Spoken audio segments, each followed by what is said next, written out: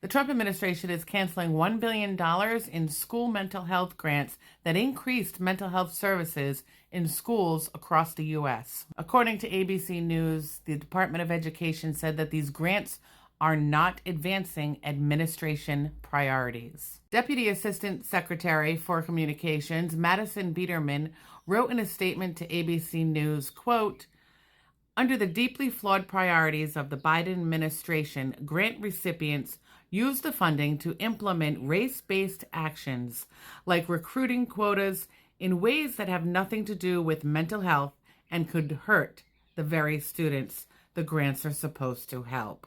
Now, this is absolutely not true. In order for these schools to receive these grants for mental health services for their schools, they have to provide evidence as to why they need the grants, how the money's going to be spent. There's so much that goes into applying for the grants and then accepting the grants.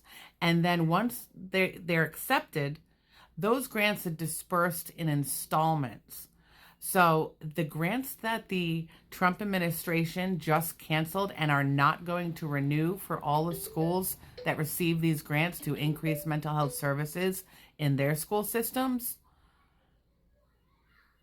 these schools are really going to be screwed because they have been accepted. They planned how they were going to spend that money. They've hired the social workers and the resources that they needed to provide those extra services for their students. And now they have to figure out a way to pay for the rest of the year because they're not going to continue receiving the money they were already promised to receive. According to NPR, these grants have helped 260 school districts on almost every state in our country.